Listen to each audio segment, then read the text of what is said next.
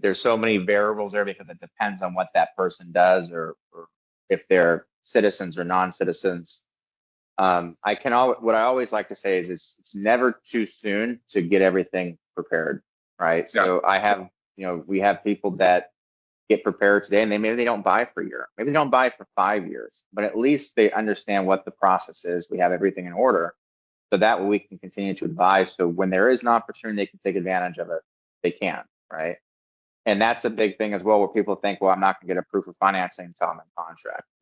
In my opinion, if you're looking to buy, even an investor, primary, whatever, you can never prepare too soon. If it's 2 weeks in advance or 3 years in advance, it's never too soon.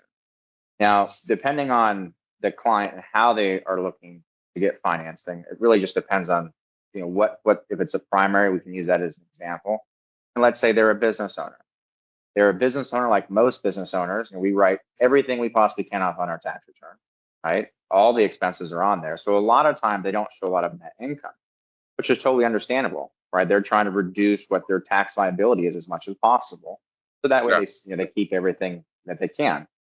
Now, for those clients, we typically do like a 12-month business bank statement loan, where we'll actually look at the last 12 months from their business account, and we do it based off the revenue, and then we have an expense ratio based on the industry they're in. Like, for example, compared to, let's say, a service-based business or someone that owns like a sports authority, if you will, like a sports shop selling goods, right? So there is different expense ratios we'll use depending on the industry, but that's primarily. We can also do now, believe it or not, stated income is back on for business owners.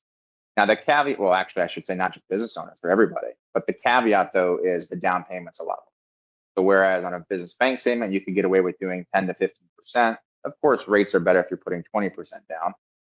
But with the stated income, it's typically 35 to 40% you're putting down, right? But they're great tools for business owners because it doesn't matter how much they're generating in revenue.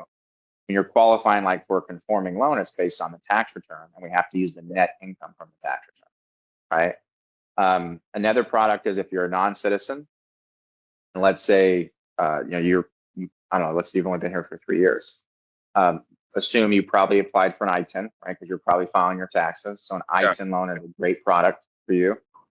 We can go based off P&L, we can go based off tax returns. We can even use the W-2s, even though I know on those W-2s information may not reflect accurately to the ITIN, we can still use that to qualify you, right? So really what it comes down to is when we sit down with somebody is let's get all the information in so we understand the full picture.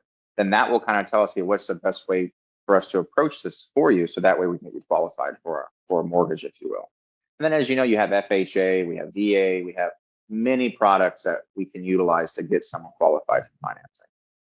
Yeah. And the thing with that is like you said, it's never too early to prepare.